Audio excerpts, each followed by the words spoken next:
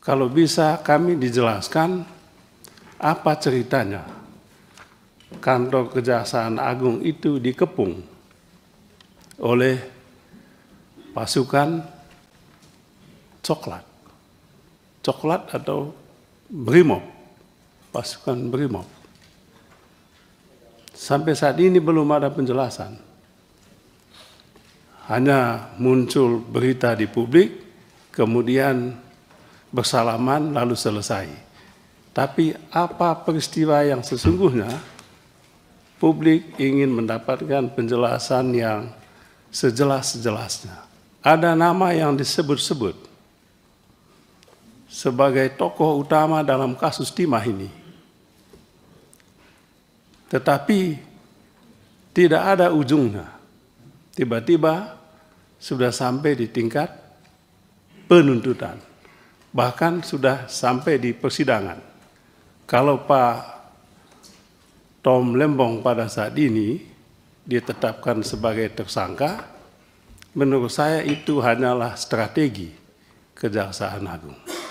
Berarti yang lain-lainnya siap menanti peristiwa yang kurang enak itu. Supaya tidak ada prasangka bahwa Presiden Prabowo punya dendam politik. Saya yakin tidak. Hukum dipakai, terutama hukum pidana, dipakai oleh para mafia ini untuk merampok tanah rakyat. Yang punya uang ini juga menguasai aparat penegak hukum, jaksa, polisi, hakim. 1 triliun itu. Di sini disebutkan telah dilakukan penyitaan uang. Ini mohon Pak Jaksa Agung memberikan penjelasan, kalau bisa segamblang mungkin. Uang 920 M ini uang dari apa sebetulnya? Asal usulnya uang ini apa? Siapa yang memberi uang ini? Untuk kepentingan apa? Kalau bisa dibuka, Pak. Kalau Bapak membuka ini luar biasa, Pak. Seperti contoh tadi, kasus Tom Lembong. Tidak ada angin, tidak ada hujan. Tiba-tiba dinyatakan tersangka.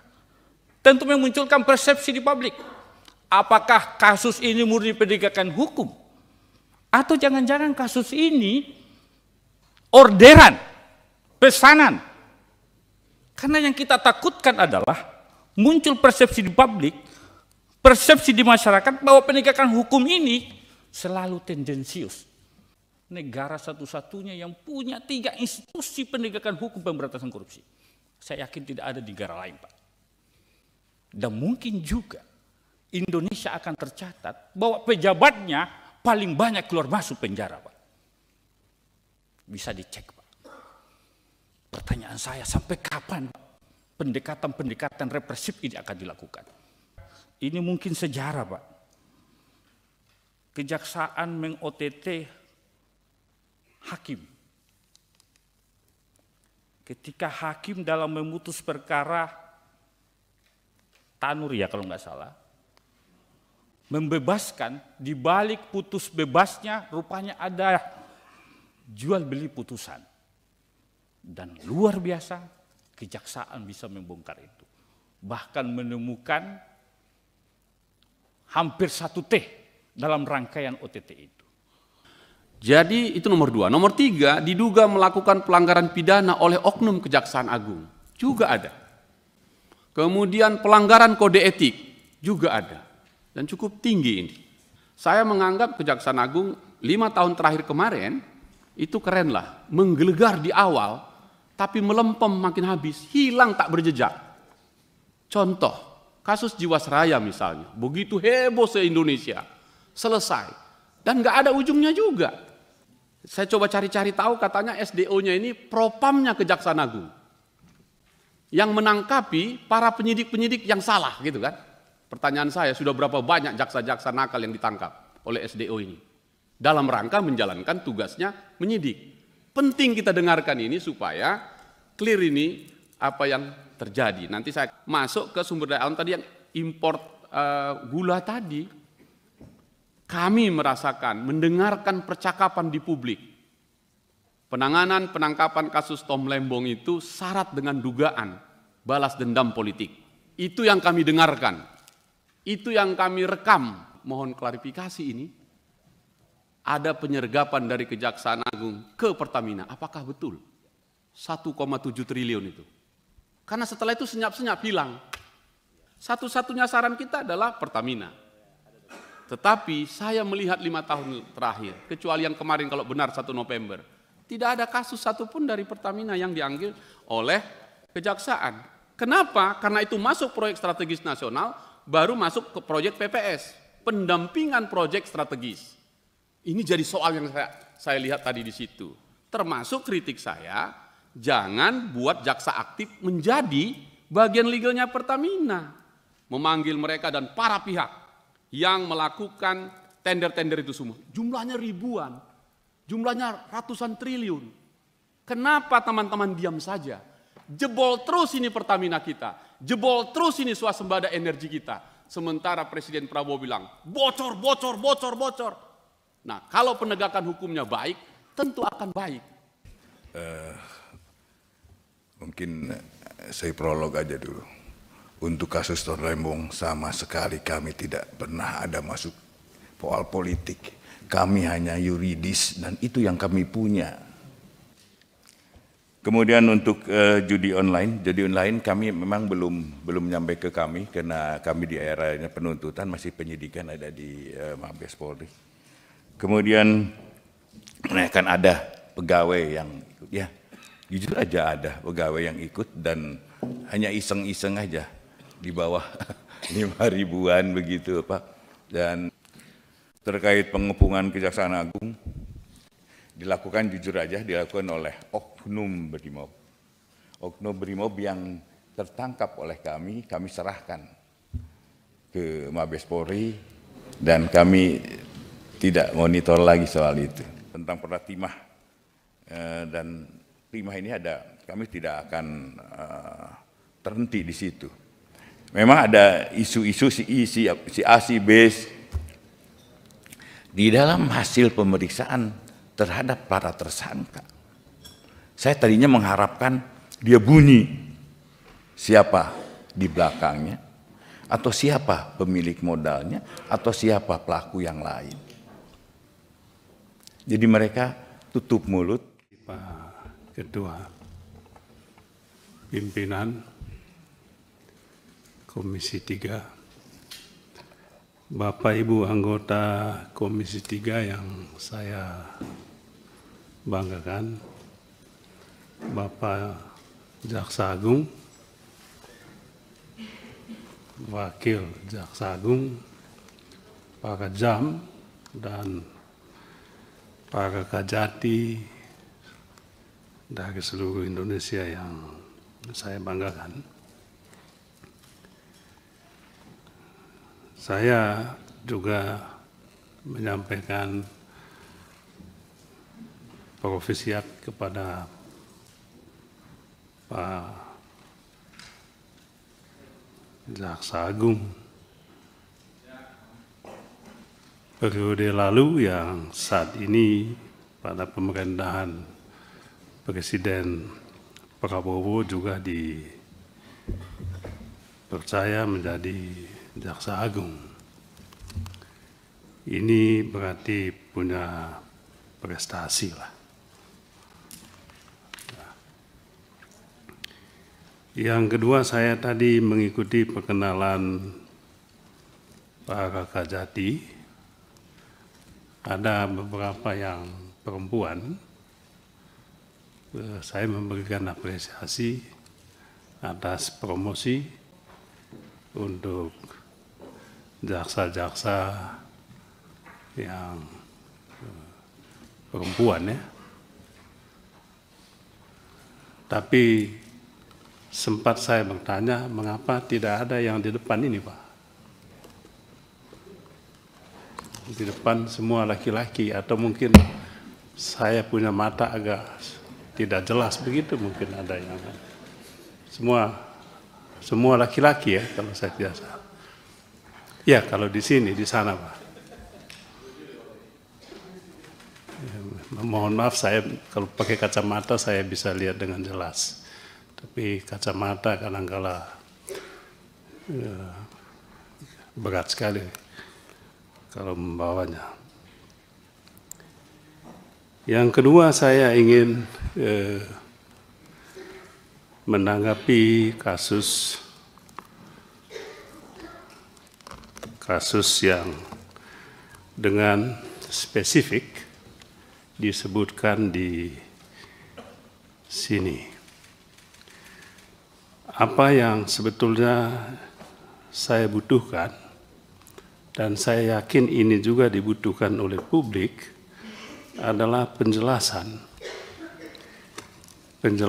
yang lebih komprehensif mengenai kasus-kasus yang ditangani oleh Kejaksaan Agung selama ini, baik kasus pada tingkat penyidikan maupun pada tingkat penuntutan. Mohon maaf sekali, kita periode yang lalu memang tidak punya cukup waktu untuk bisa berinteraksi, bisa melakukan tanya jawab, dan lebih dari itu kita memohon dan meminta pertanggungjawaban. Saya rasa pertanggungjawaban itu penting. Pertanggungjawaban atas apa yang dilakukan. Apalagi ini menyangkut hak asasi manusia, menyangkut tindak pidana korupsi dengan tingkat kerugian negara triliunan rupiah.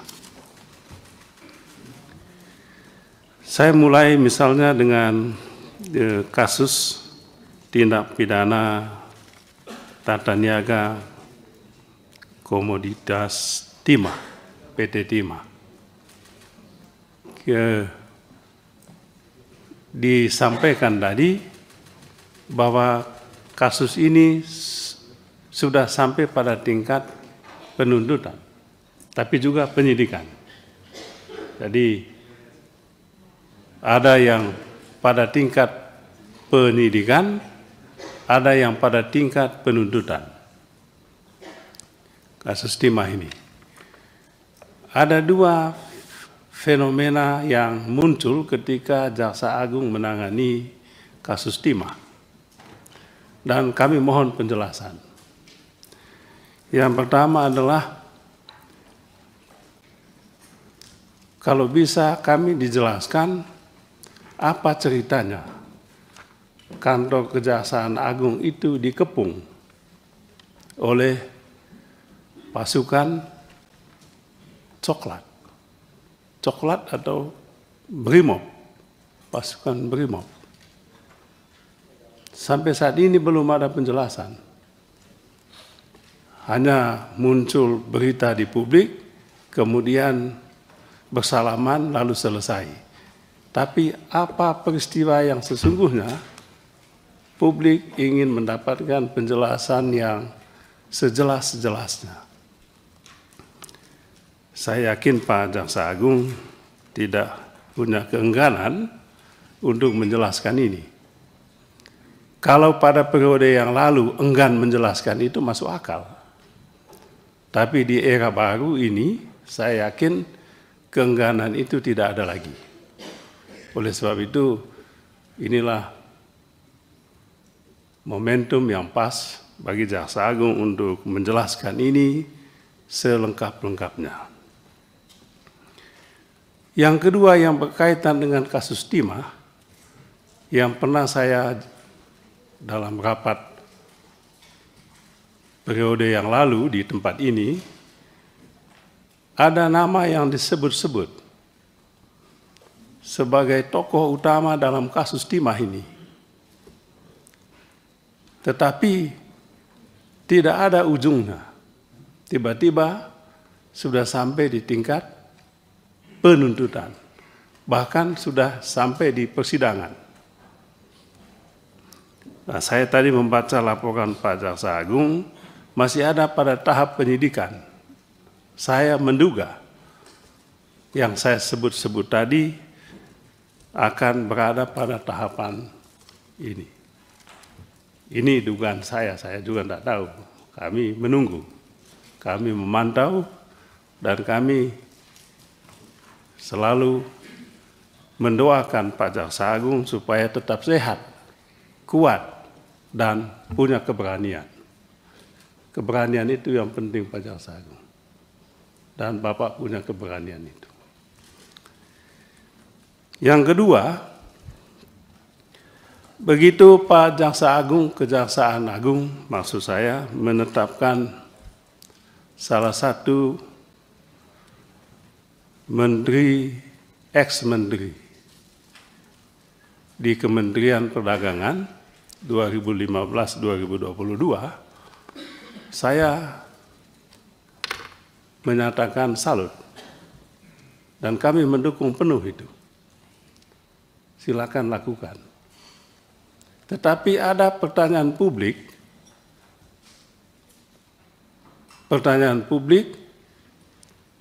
yaitu apakah yang lain juga akan mendapatkan perlakuan yang sama. Menurut saya, kalau Pak Tom Lembong pada saat ini ditetapkan sebagai tersangka, menurut saya itu hanyalah strategi Kejaksaan Agung. Berarti yang lain-lainnya siap menanti peristiwa yang kurang enak itu. Jadi saya punya positive thinking. Dan menurut saya itu strategi yang tepat. Sebab yang lain-lain itu agak sulit kan Pak Jaksa Agung. Mungkin itu yang gampang. Kita mulai dari yang gampang, jangan mulai dari yang sulit. Saya teringat dengan Pak sahabat saya ini, mantan Kajati, ketika saya masih SMA dulu.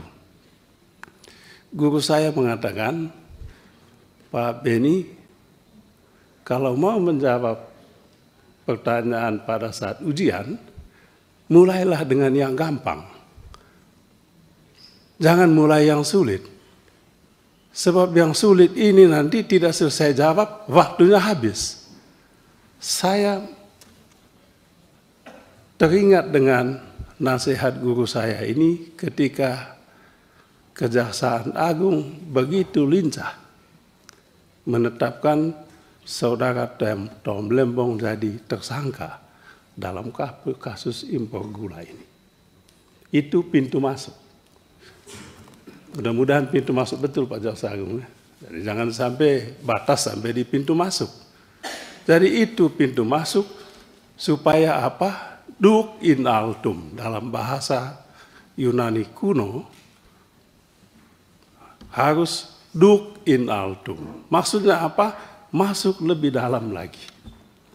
Tapi bagaimana masuk lebih dalam kalau yang dangkal ini belum disentuh? Sentuh yang dangkal dulu, baru masuk ke laut yang lebih dalam lagi. Kami menunggu itu.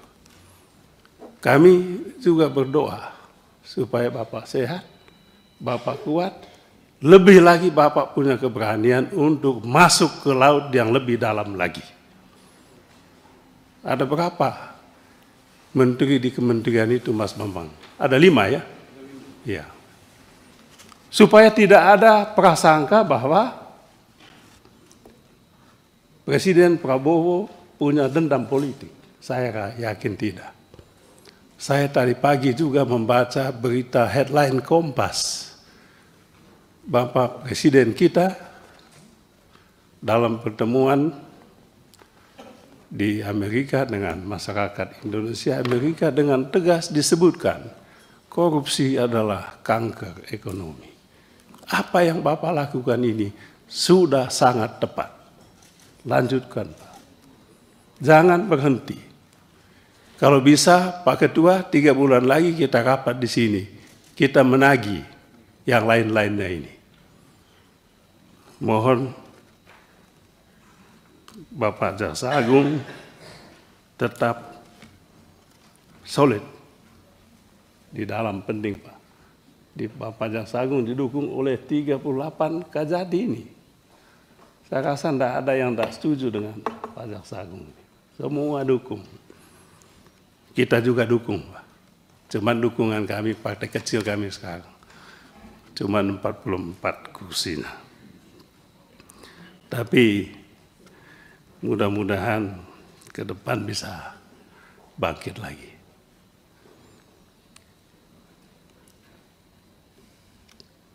Kemudian yang ketiga Pak,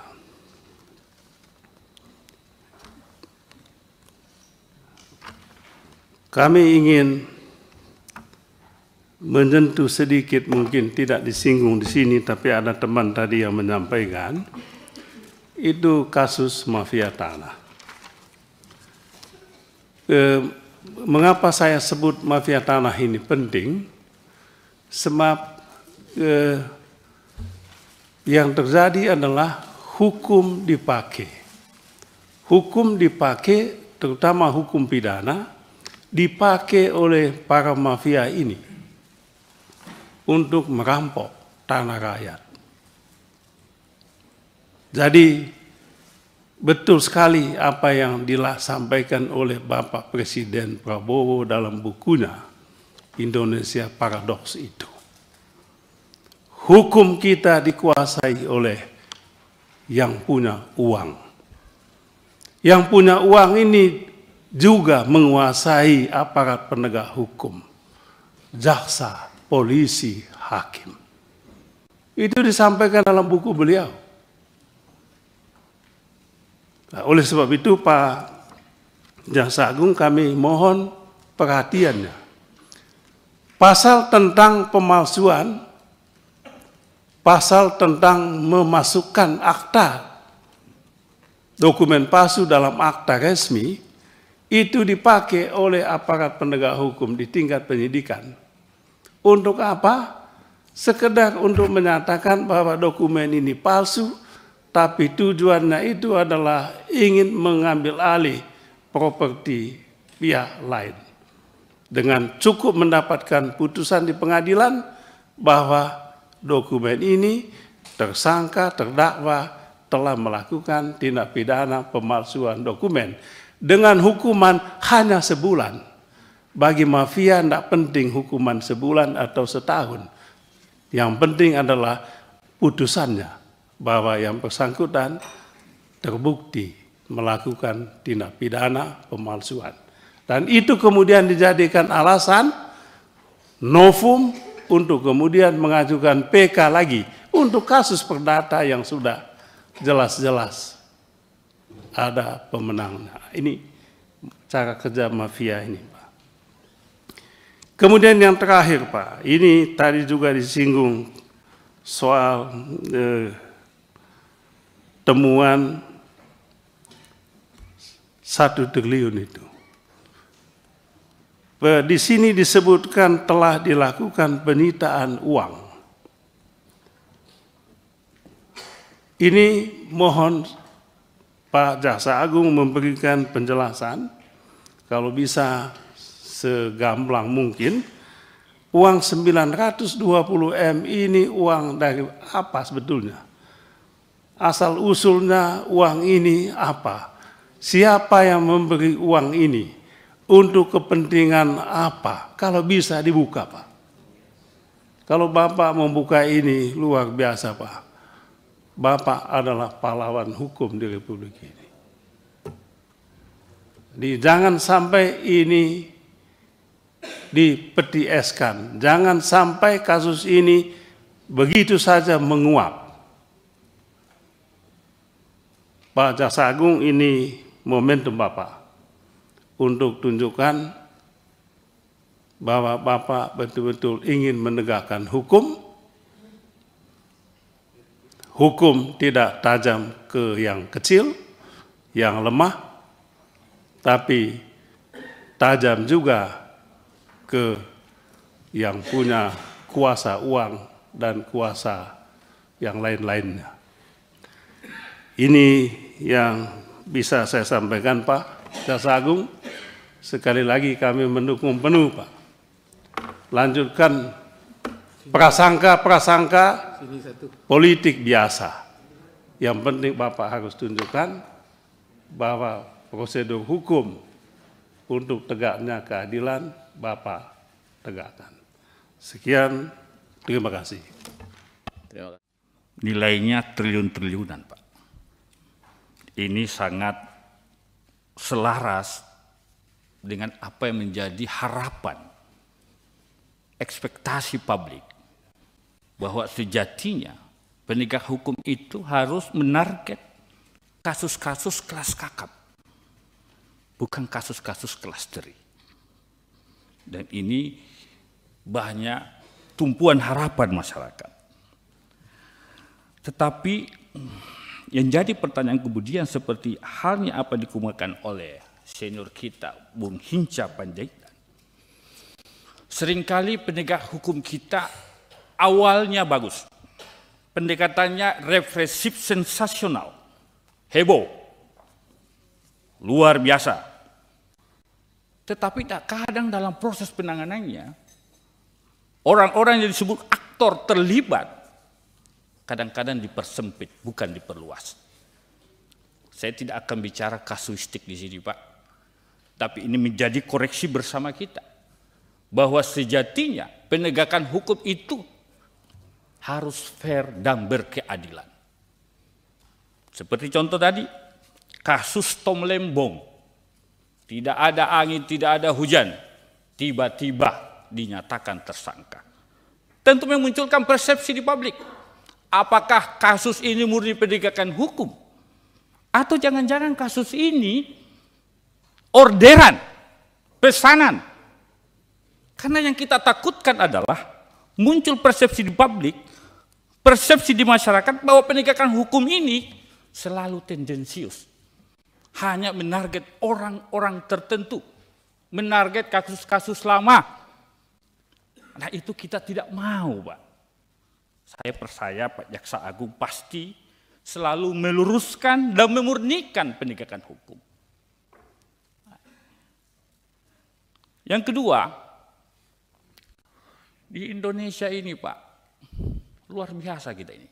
Negara satu-satunya yang punya 3 institusi penegakan hukum pemberantasan korupsi. Saya yakin tidak ada di negara lain, Pak. Dan mungkin juga Indonesia akan tercatat bahwa pejabatnya paling banyak keluar masuk penjara, Pak. Bisa dicek, Pak. Pertanyaan saya, sampai kapan pendekatan-pendekatan represif ini akan dilakukan? Kita setuju penegakan hukum pemberantasan korupsi, tetapi seyogyanya 3 lembaga penegak hukum harus punya strategi. Strategi bagaimana pencegahan pemberantasan korupsi itu. Supaya nanti Kajari, Kajati tidak ditarget kasus-kasus, Pak. Bayangkan saja, Pak, kalau Kajati, Kajari ditarget kasus, harus sekian 5 kasus, 10 kasus. Saya menduga, takut saja, Pak. Kasus tidak ada pun bisa diadakan, Pak. Karena besarnya kewenangan jaksa. Karena punya kewenangan subjektif. Pak Jaksa Agung yang saya hormati. Saya terkesan leadership Pak Jaksa Agung untuk perkara yang menyita perhatian publik. Kemarin kita mendengar jaksa di Konawe berani menuntut bebas. Itu ini. Sejatinya Pak, kasus-kasus yang tidak layak disidangkan jaksa tuntut bebas saja, Pak. Bagaimana mungkin guru bisa dipidana, Pak? Ngapain negara terlibat? Pasti guru ketika ada kontak fisik dengan muridnya, tidak ada pasti mensreanya niatnya untuk memukul. Dan lagi-lagi kejaksaan hadir di situ. Saya harus mengakui dan mengatakan kader Pak Jaksa Agung luar biasa, Pak, kalau seperti itu. Ini kasus-kasus yang menyita perhatian publik Pak Jaksa Agung. Karena itu saya mau bertanya kepada Jaksa Agung, modal konsep bagaimana agar penegakan hukum khususnya pemberantasan korupsi ini ada hasilnya, Pak. Tadi 24 triliun sudah diselamatkan Kejaksaan Agung. Kah KPK saya melihat Komisi Pemberantasan Korupsi hanya 500 miliar, Pak. Ini luar biasa. Kalau Kejaksaan Agung lampau dulu, saya yakin KPK tidak akan terbentuk kalau kejaksaan seperti ini. Kenapa? Ini lebih tinggi, Pak, penyelamatan keuangan negaranya. Dan itu kita dorong Kejaksaan Agung agar terus, karena itu selaras dengan pidato Bapak Presiden Prabowo bahwa hukum itu bagaimana ikut mensejahterakan rakyat, Pak. Yang ketiga, saya meminjam selalu kutipan guru saya di Universitas Hasanuddin, Profesor Ahmad Ali. Kadang-kadang bagaimana mau memberantas korupsi kalau menggunakan sapu kotor, Pak. Perlu ada sapu bersih. Ini erat kaitannya dengan tema kita soal jenjang karir kejaksaan. Supaya jaksa-jaksa yang dianggap berhasil, tolong dipromosi ke tempat-tempat yang bukan tempat bagus, tempat yang pas. Kalau dianggap di sana ada kejahatannya. Jaksa-jaksa, oknum-oknum, jaksa nakal, begitu banyak pengaduan laporan, ya kasih punishment. Supaya betul-betul jenjang karir itu berjalan dengan baik, Pak Jaksa Agung. Kemudian, Pak Jaksa Agung luar biasa ketika ini mungkin sejarah, Pak. Kejaksaan meng-OTT hakim. Ketika hakim dalam memutus perkara Tanur ya kalau nggak salah, membebaskan, di balik putus bebasnya rupanya ada jual beli putusan. Dan luar biasa kejaksaan bisa membongkar itu. Bahkan menemukan hampir 1 T dalam rangkaian OTT itu. Publik berharap ini bisa dibongkar. Siapa-siapa yang terlibat. Dari mana saja uang misalkan hampir 1 T itu.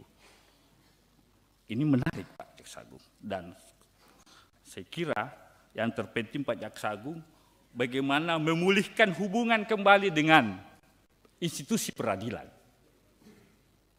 Karena di konstitusi kita pasal 24 ayat 3, di situ dijelaskan badan-badan lain yang fungsi yang berkaitan dengan kekuasaan kehakiman diatur dalam undang-undang. Kejaksaan tidak disebut di konstitusi, tetapi dia bagian dari kekuasaan kehakiman. Apa pesan yang saya mau sampaikan? Hubungan pengadilan hakim dengan jaksa memang betul-betul jangan sampai hubungannya jadi renggang, kira-kira begitu. Kita tidak berharap itu terjadi, tetapi kita juga mensupport, mendukung langkah Kejaksaan Agung untuk membongkar jual beli putusan tadi. Tetapi jangan sampai kemudian penegak hukum kita mengintervensi, misalkan institusi peradilan. Ya, yang kita tahu kadang-kadang hakim dalam memutus perkara, karena takut dia membebaskan, karena takut dia dimutasi pindah, disoroti, makanya dia menghukum. Padahal sejatinya institusi peradilan itu adalah tempat mencari keadilan, bukan tempat menghukum orang. Nah, tapi kalau konteks Tanur, kita setuju dengan Pak Jaksa Agung, itu tidak memang melukai, mencederai rasa keadilan dalam masyarakat. Pak Jaksa Agung yang saya hormati, terakhir, kalau Pak Nasir Jamil pantun, saya mau mengutip asas hukum universal, equum et bonum est lex lecum. Apa yang baik dan benar adalah hukumnya hukum. Terima kasih pimpinan. Assalamualaikum warahmatullahi wabarakatuh. Pimpinan Komisi 3 yang saya hormati, rekan-rekan Komisi 3 yang juga sangat saya hormati. Saudara Jaksa Agung dan seluruh jajaran di pejabat utama, Jaksa Agung Muda dan seterusnya, yang saya hormati, juga para Kajati se-Indonesia yang hadir, yang sangat saya hormati. Sebelum saya memulai apa yang saya sampaikan, izinkan pimpinan, saya ingin juga data yang diberikan di Komisi 3 pengaduan kepada kita, yang juga pimpinan bagikan, ini saya ingin sampaikan.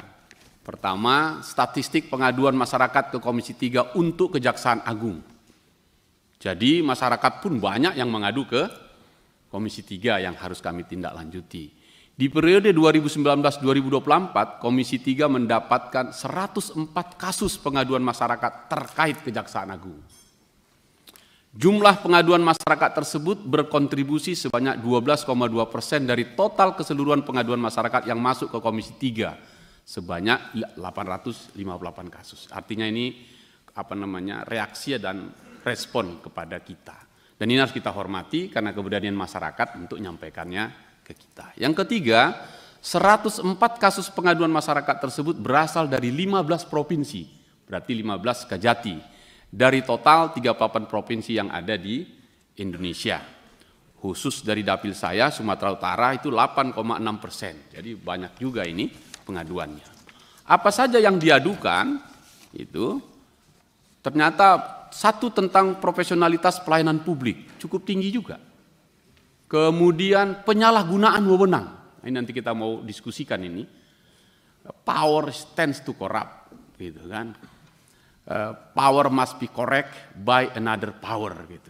Power must be controlled by another power. Nah ini tadi yang disampaikan sahabat saya Bang Nasir Jamil juga. Jadi itu nomor 2. Nomor 3, diduga melakukan pelanggaran pidana oleh oknum Kejaksaan Agung. Juga ada. Kemudian pelanggaran kode etik juga ada. Dan cukup tinggi ini. Nah, poin kita adalah selain diapresiasi kepada kerja-kerja Kejaksaan Agung atau Kejaksaan sampai ke bawah, masyarakat juga memberikan pengaduannya secara resmi ke Komisi 3, juga ke kami pribadi per pribadi, termasuk di fraksi Partai Demokrat, sesuai dengan dapilnya masing-masing. Ini masukan untuk kita. Nah, hal ini kaitannya dengan Undang-Undang Kejaksaan baru kita, dengan power yang cukup banyak sudah diberikan, sebagai pemilik tunggal perkara dan penuntut mewakili negara tunggal untuk ini. Ini penting sekali untuk kita sampaikan agar kita mulai rapat kerja ini. Yang kedua, saya setuju dengan teman-teman tadi, pimpinan, ini kan lanjutan rapat juga yang tanggal 4 September yang lalu. Dan waktu itu banyak pertanyaan yang harus dijawab secara tertulis. Sampai hari ini tidak ada yang dijawab itu, Pak Jaksa Agung, Pak Wakil Jaksa Agung. Ya, tidak ada yang dijawab, pertanyaan-pertanyaan saya itu tidak ada yang dijawab, dan saya tunggu penjelasannya dari tadi juga tidak ada. Nah oleh karena itu saya ingin sekali Kejaksaan Agung juga tampil dengan bagus tadi sudah, terbuka, oke itu. Dan di publik juga kan menarik itu tadi yang disampaikan teman-teman. Saya menganggap Kejaksaan Agung 5 tahun terakhir kemarin itu keren lah, menggelegar di awal, tapi melempem makin habis, hilang tak berjejak. Contoh, kasus Jiwasraya misalnya, begitu heboh se-Indonesia, selesai, dan nggak ada ujungnya juga. Nah karena itu pimpinan, rapat kita kemarin membentuk Panja Penegakan Hukum, ini penting dihidupkan, dan kita langsung jalankan untuk memanggil Jaksa Agung bidang pidana khusus, pidana umum, dan yang lain, untuk mempertanggungjawabkan seluruh kasus-kasus yang sudah diselesaikan dan sudah inkrah. Kemana ujungnya ini? Contoh misalnya ya, ketika heboh Duta Palma, itu kita sita perkebunannya luas sekali. Bagaimana jaganya itu? Bagaimana itu? Dan seterusnya, banyak sekali. Karena itu Badan Pengelola Aset kita penting nanti untuk menjadi melengkapi itu. Nah berkenaan dengan kekuasaan teman-teman penyidik ini, tentu kan perlu kontrol. Saya baca tadi di bidang intelijen, dan saya baru dengar ini, mudah-mudahan ini bisa dijelaskan, yang namanya bidang SDO, sumber daya organisasi, dan SIRI, Satuan Tugas Intelijen Reformasi Inovasi Kejaksaan di bawah Jam Intel. Saya coba cari-cari tahu, katanya SDO-nya ini propamnya Kejaksaan Agung, yang menangkapi para penyidik-penyidik yang salah, gitu kan? Pertanyaan saya, sudah berapa banyak jaksa-jaksa nakal yang ditangkap oleh SDO ini dalam rangka menjalankan tugasnya menyidik? Penting kita dengarkan ini supaya clear ini apa yang terjadi. Nanti saya akan jelaskan mengapa ini menjadi sangat penting. Mohon dijelaskan dulu nanti ini. SDO ini baru dengar kita. Kami tadi diperkenalkan pimpinan punya MKD tadi. Nah, ini apakah ini MKD-nya Kejaksaan Agung ini SDO ini? Dan bagaimana cara kerjanya? Gitu. Karena ini menurut saya setuju ini SDO-nya.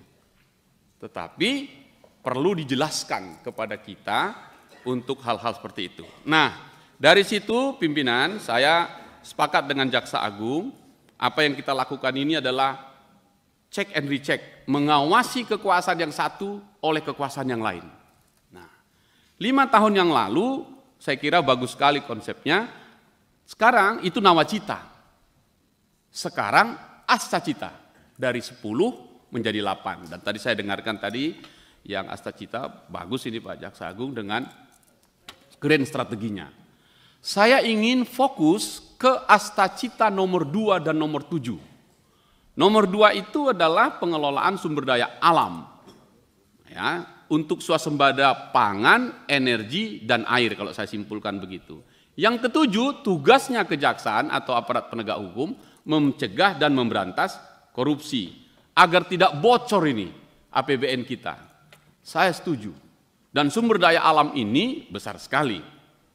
Kalau SDA ini kita masuk ke fokuskan ke BUMN.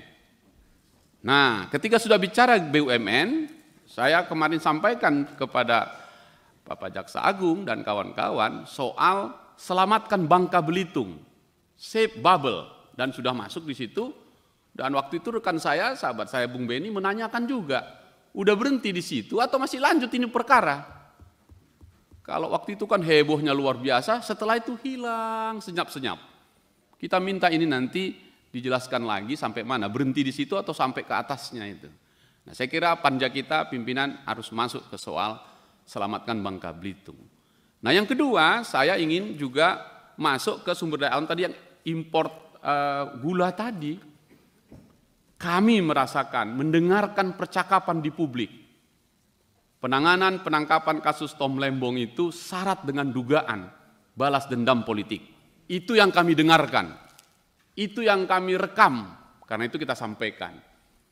Harus dijelaskan ini ke publik lewat Komisi 3 ini supaya betul-betul kita dapatkan.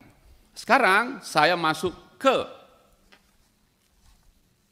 energi, yaitu BBM. Saya ulang lagi rapat kali 2 kali kita yang lalu.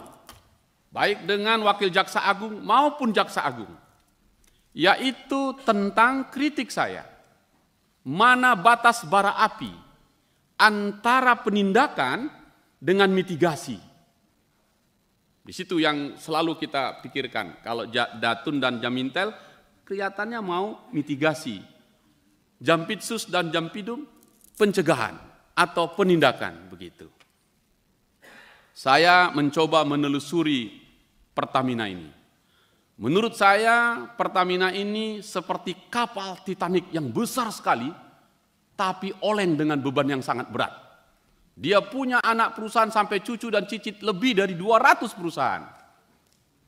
Dan tiba-tiba tanggal 1 November yang lalu, mohon klarifikasi ini, ada penyergapan dari Kejaksaan Agung ke Pertamina. Apakah betul? 1,7 triliun itu. Karena setelah itu senyap-senyap hilang. Nah, Kapus Pensiun bilang, oh kami belum tahu. Berita ada, baik di berita online, bahkan yang berita berbahasa Inggris. Apakah itu betul? Kenapa diam-diam? Begitu. Nah, sekarang saya ingin sampaikan, Pak Jaksa Agung, Pertamina. Kenapa ini penting sekali? Karena dulu kita pernah swasembada zamannya Orde Baru, OPEC, penghasil pengekspor minyak. Hari ini kita pengimpor. Menghabiskan dolar kita per tahun karena mengimpor ini besar sekali. Ya, salah satunya itu kalau misalnya dihitung yang pakai angka statistiknya BPS, itu hari ini menghabiskan, membelanjakan kita itu 145,8 triliun. Tapi menurut Menteri SDM ini sudah 450 triliun. Bocornya besar sekali. Nah, mengapa kita serius sekali ini? Kita mengimpor minyak ini dari Nigeria, Arab Saudi, Azerbaijan, Angola, dan Australia. Yang potensi geopolitiknya bisa bermasalah dan kita bisa terancam swasembada energi kita. Satu-satunya saran kita adalah Pertamina. Tetapi saya melihat 5 tahun terakhir, kecuali yang kemarin kalau benar 1 November, tidak ada kasus satupun dari Pertamina yang diambil oleh kejaksaan. Kenapa? Karena itu masuk proyek strategis nasional, baru masuk ke proyek PPS, pendampingan proyek strategis. Ini jadi soal yang saya lihat tadi di situ. Termasuk kritik saya, jangan buat jaksa aktif menjadi bagian legalnya Pertamina. Itu apa itu, Pak? Tarik itu semua, kan sudah anggarannya sudah ada, masih banyak yang profesional untuk itu. Nah, saya akan membuktikan betapa menjadi soal di sini. Saya mulai dulu begini, Pak. Kalau Pertamina itu tempat kita berharap berkah pada kedaulatan energi, hulu dan hilir. Hilir oke lah, nanti itu hal yang kedua. Saya hulu ini. Hulu ini mulai ngebornya, nyarinya, dan seterusnya. Ada 3 komponen di situ. Karena setiap kali ngebor, dia akan melahirkan limbah sebelum dijadikan minyak. Saya mulai lagi ke PHR. Target kita kalau secara nasional 1 juta barrel per hari, nanti 2030. Sampai hari ini baru turun sampai 600. Presiden Jokowi datang ke Riau, ke Rokan, minta 210.000 liter barrel per hari. Hanya mampu sekitar 160. Kenapa begitu? Bagi saya, target yang tidak tercapai harusnya bagi penyidik adalah dugaan terjadi penyalahgunaan wewenang di situ. Harus begitu. Baru kita masuk. Nah, tapi karena ini sudah masuk ke program PPS, menjadi nggak bisa masuk. Hati-hati di situ, Pak. Nah, mari kita lihat. Setiap kali mau mengebor, itu rig. Rignya ini hampir berapa juta untuk rignya? Hampir 86 di sana. Sisa-sisa dari Chevron. Bapak selidikin ini, Pak. Besar sekali uang di situ. Pengadaannya itu, baik rig yang lama maupun yang baru. Nggak jalan itu, macet dan batuk-batuk. Siapa yang bermain di balik ini? Sebelum rig mengebor, perlu ada bak begitu kontrol untuk membuat menampungnya. Namanya geomembran. Plastik geomembran. Zamannya Chevron cukup PLPL saja. Supaya dapat uang besar dibikin kontraknya. Jadi 3 tahun, 209 miliar. Cincai lagi di situ. Oke, terjadi persoalan di situ. Nah, adakah persoalannya Pak Hinca? Ada, Pak. Kejari Jakarta Pusat telah mengirim surat kepada Dirut Pertamina, telah ditemukan 3 perbuatan melawan hukum di situ. Silahkan diaudit. Apa yang terjadi? Oleh Direktur PPS dihentikan perkara itu. Tarik itu kasus. Saya sudah laporkan kepada bapak-bapak semua di sana. Oke, tidak ditemukan itu. Oke, saya bawa dokumennya ke Kajati Riau. Ya, saya sampaikan gitu. Itu dianggap enteng itu sama Kajati Riau. Kajati Riau tidak berani menerima laporan saya. Oke? Setelah itu saya serahkan seluruh dokumennya. Dalam seminggu tidak terbukti. Kenapa tidak terbukti? Karena Direktur PPS langsung menyatakan, cepat-cepat kita bikin ini. Untuk geomembran ini masuk PPS. Pasang plang, jangan ganggu aku. Beginikah cara kerja kita. Kalau supaya lengkap Bapak Ibu sekalian. Supaya dokumennya lengkap, saya tuliskan 400 halaman yang saya janjikan itu. Di sini lengkap semua. Silahkan Pak Jaksa Agung memanggil Kajati yang sekarang dan yang sebelumnya. Dan saya minta pimpinan agar rapat khusus kita memanggil mereka dan para pihak yang melakukan tender-tender itu semua. Jumlahnya ribuan, jumlahnya ratusan triliun. Kenapa teman-teman diam saja? Jebol terus ini Pertamina kita, jebol terus ini swasembada energi kita. Sementara Presiden Prabowo bilang, bocor. Nah, kalau penegakan hukumnya baik, tentu akan baik. Karena itu, saya minta Kajati Riau diperiksa, Pak, dan jajarannya. Saya yang melaporkan resmi. Nggak mau menerima tanda tangannya, Pak. Dipanggil itu KTU, ini terima aja di sini gitu. Begitukah caranya? Nah, kalau begitu saya minta pimpinan dalam rapat-rapat ini panggil semua, bongkar di sini semua kasus-kasus itu. Bagian dari pengawasan kita. Kalau tidak, target swasembada energi yang disampaikan Presiden Prabowo tidak didukung oleh Jaksa Agung. Menurut saya itu. Nah, kalau ini kita selesaikan Pak Jaksa Agung, selamatlah bisa tembus 5.000 triliun itu APBN kita. RIK itu semua Pak, itu semuanya yang sudah tua renta. Pernahkah Bapak cek? Silahkan dicek nanti. Geomembran itu Pak, itu semuanya yang kelas bawah itu, semuanya tidak mau ngeceknya. Nah oleh karena itu pimpinan bersama-sama nanti Jaksa Agung atau Jampitsus dengan Kejati Riau, kita kunjungan. Cek langsung ke Rokan, mana ini semua. Dan buka satu-satu. Ayo Pak kita cek satu-satu Pak. Oleh karena itu supaya lengkap semuanya, izinkan saya pimpinan menyerahkan buku yang saya tulis ini. Iya, benar. Iya, namanya Save Blok Rokan untuk swasembada energi. Iya, jangan karena geomembran setitik rusak Pertamina Sebelanga. Nah, ini kalau tahu nanti Bang NJ ini pasti suka ini.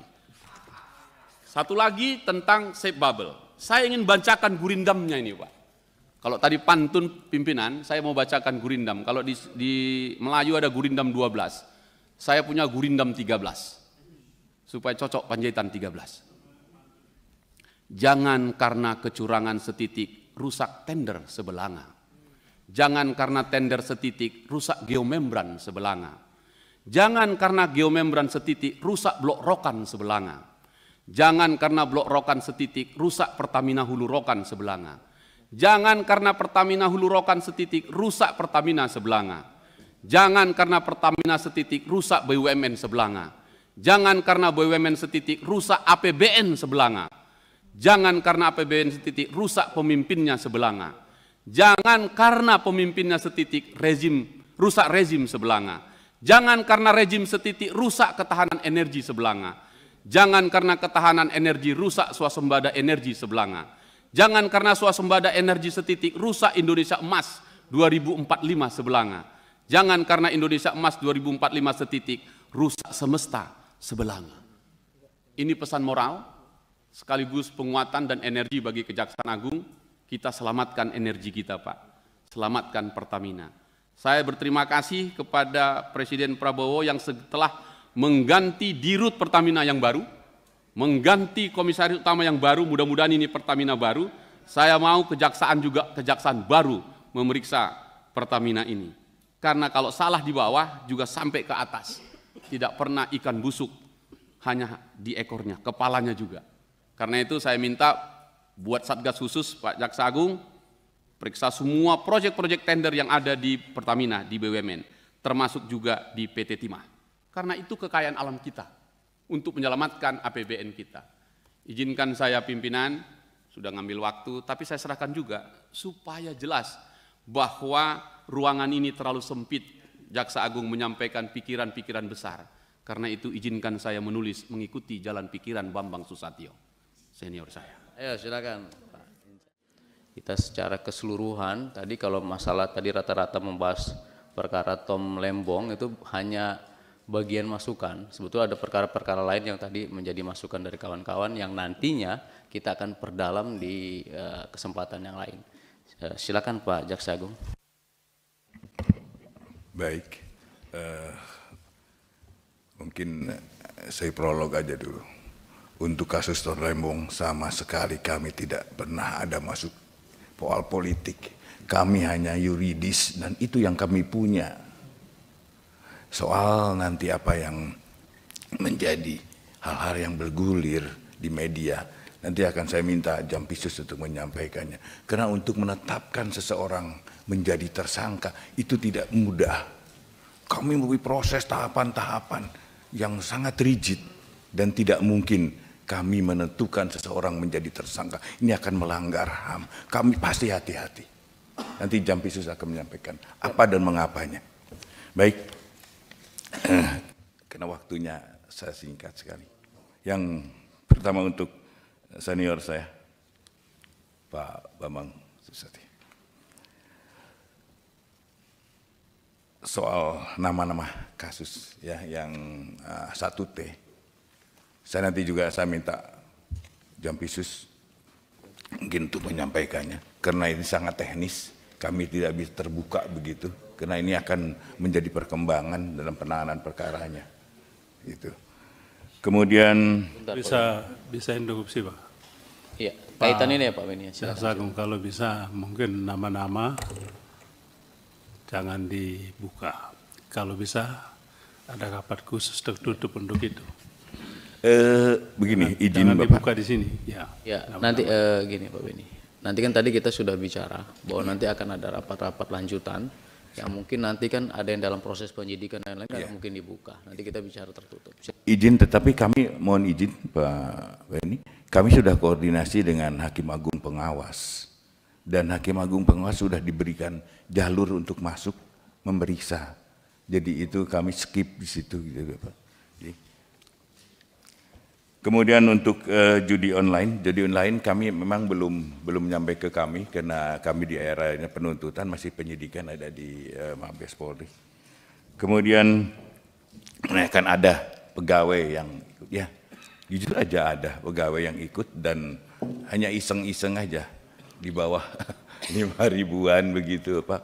Dan kami sudah menyerahkan nama-nama itu ke bidang pengawasan untuk ditindaklanjuti. Kemudian untuk ini Pak HH Junior, maaf, gini Pak, kami untuk netralitas bagi kami ada harga mati. Siapapun jaksa yang tidak netral, pegawai kejaksaan tidak netral, kami akan tindak. Jadi netralitas adalah harga mati yang harus dilakukan oleh seorang jaksa. Kemudian untuk Pak Rohul, nanti saya akan minta Kajati Riau untuk menindaklanjuti. Pak Hinca, tapi sebenarnya tadi yang sangat ini katanya jawaban kami belum. Padahal kami sudah memberikan jawaban atas hasil RDP yang lalu, gitu Pak. Kemudian Pak Rudianto Lalo.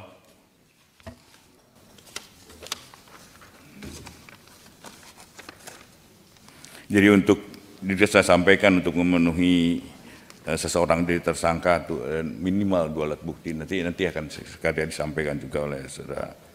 Kemudian soal RJ Pak, kita akan kembangkan lagi soal RJ dan saya mengharap kalau memang nanti jadi undang-undang saya sangat bersyukur. Kemudian hubungan antara Kejaksaan, Mahkamah Agung. Karena kami yang lakukan penindakan adalah terhadap oknum. Dia tidak ada lah soal institusi kami baik-baik aja. Kami dengan ketua, kami baik-baik. Bahkan kami kalau ada demi tadi saya sampaikan bahwa kami membuka pintu agar Hakim Agung Pengawas bisa untuk masuk melakukan pemeriksaan terhadap 3 orang hakim ini. Soal tindak lanjutnya nanti kami belum bisa menyampaikannya.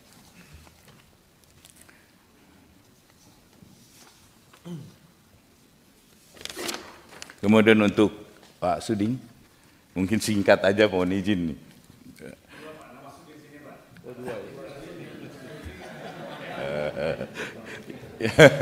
Pak Sarifudin Suding nih.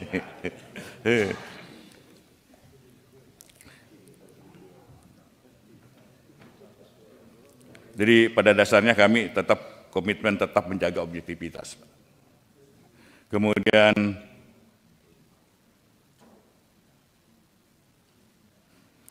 parameter indikator keberhasilan dalam pelaksanaan program prioritas ini tergambar dalam indikator kerja utama yang menjadi dasar aturan bagi indikator kerja individu. Kemudian kasus DNA, Pro dan lain-lain nanti Pak Jampidum yang akan menyampaikan.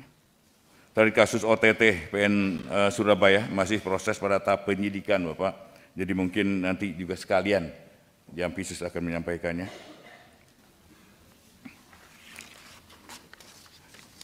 Kemudian untuk Pak Abdullah,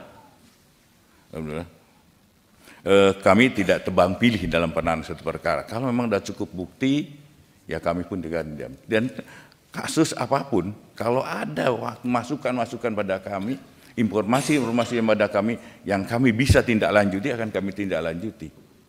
Jadi, insya Allah kami akan tetap objektif. Juga soal nanti ada netralitas kejaksaan menerbitkan 2 surat edaran Jaksa Agung, jajaran zero tolerance, tanpa toleransi terhadap pegawai yang pasti tadi saya sudah sampaikan. Kami adalah harga mati untuk netralitas. Kemudian untuk pemekaran Papua, nanti Papua ini baru 2 kabupaten. Kami untuk mendirikan kejaksaan tinggi itu sangat rigid, sangat sulit, Pak, melalui Menpan kemana-mana. Bahkan ada provinsi yang sudah lama, seperti Kalimantan Utara baru aja berdiri. Baru 3 bulan ini berdiri, Pak. Jadi memang menunggu prosesnya. Ya.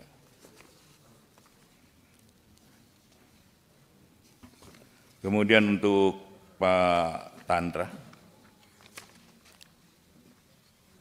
nanti soal Pak Tom Lembong nanti akan disampaikan oleh Jampitsus. Kemudian Pak Habib Abu Bakar tentang OTT Hakim, nanti Jampitsus saya minta untuk menyampaikannya.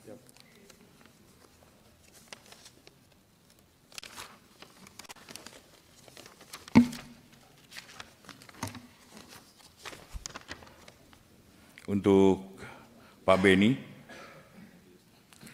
terkait pengepungan Kejaksaan Agung, dilakukan jujur aja, dilakukan oleh oknum Brimob.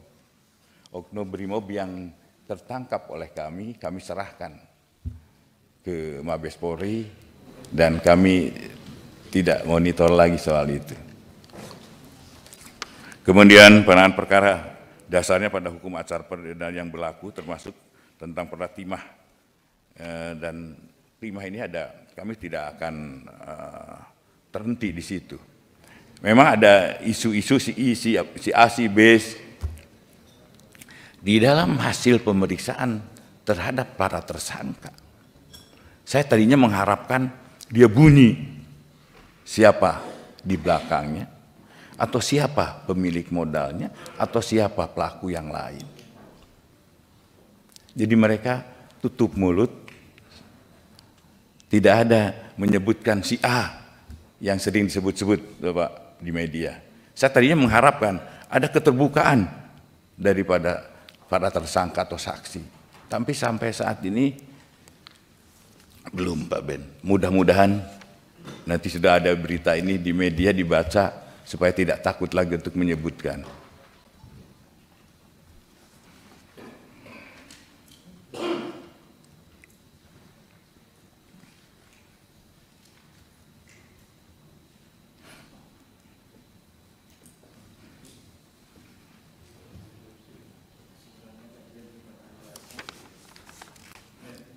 Tanggung Pak Beni, biar Pak Jaksa Agung lanjut.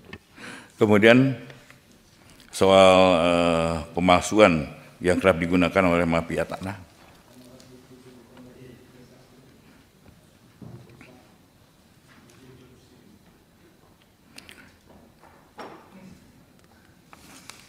Kemudian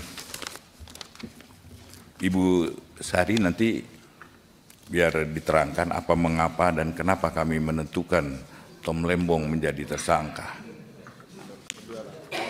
Tidak berdua. Kemudian Pak Hussein terhadap pemalsuan distribusi BBM, nanti Kajati Kaltim saya akan perintahkan untuk ditindaklanjuti.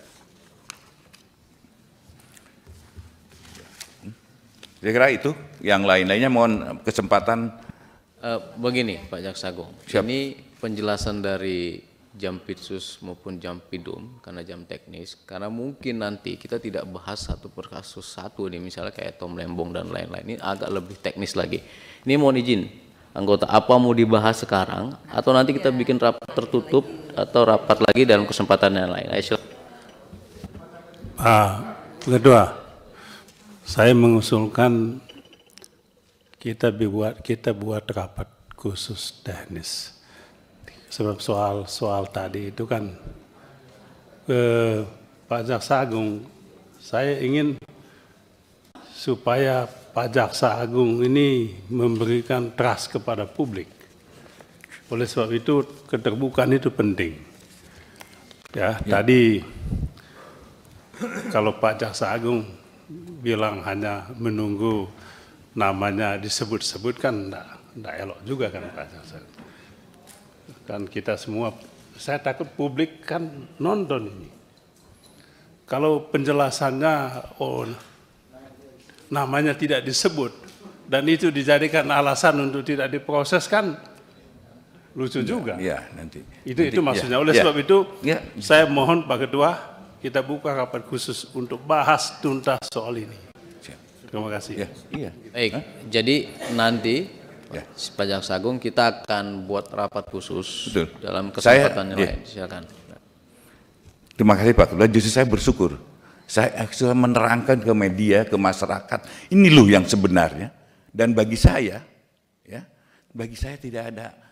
tidak ada suatu hal yang mengganjal hati siapapun bagi saya. Kalau itu perbuatan, lakukan dan akan kami lakukan. Itu. Baik, cukup ya. Jadi atau ada closing statement yang ingin disampaikan? Sudah. Kami mohon dukungannya aja Pak. Kami dukungannya nanti Jampisus mungkin akan kalau nanti teknis, Pak Jampisus akan lebih terbuka soal nanti di dalam RDP-nya terbuka tertutup, monggo pertimbangannya. Tetapi saya akan perintahkan Jampisus untuk membuka selebar-lebarnya. Baik. Pak Ketua izin. Sebentar.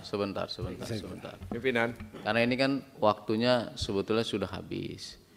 Nanti dalam kesempatan yang lain ini kita tadi sudah sepakati kita akan lakukan rapat khusus dengan jam teknis agar kita bahas itu bukan hanya perkara 1-2 orang yang tadi kita omongkan, tapi keseluruhan perkara yang lain yang memang tujuannya penegakan hukum untuk tadi menutup kebocoran-kebocoran terkait sumber pimpinan. dan gimana?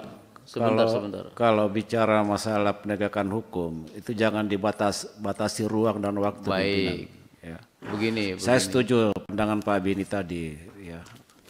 Kalau memang memungkinkan kita lakukan pertemuan khusus secara teknis untuk betul-betul memahami tentang langkah-langkah yang sudah dilakukan oleh Pak Jaksa Agung dan jajarannya supaya yaitu opini yang terbangun di publik ini bisa terjawab gitu loh. Jadi tidak ada sangka lalu kemudian karena apa yang disampaikan oleh Pak Jaksa Agung tadi ini kan juga masih debatable ya.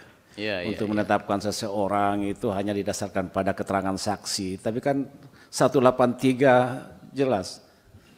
Iya, jangan lagi pintu masuk biar. Gini, ya jadi Pak Suding, tadi kita sudah sampaikan, bahkan kita akan lakukan rapat khusus. Nah ini sudah dipastikan, karena ini kita tahu lah, kita paham ini di belakang ini kejati-kejati ini terima kasih sudah hadir jauh-jauh dari seluruh wilayah. Dan Pak Jaksa Agung juga harus tidak menutup kemungkinan nanti ke depan kejati-kejati itu bisa dipanggil juga. Silakan. Kegiatan di Komisi 3 kalau ada suatu hal yang memang kami anggap penting dalam satu wilayah. Jadi tidak selalu sama Pak Jaksa Agung nanti ke depannya.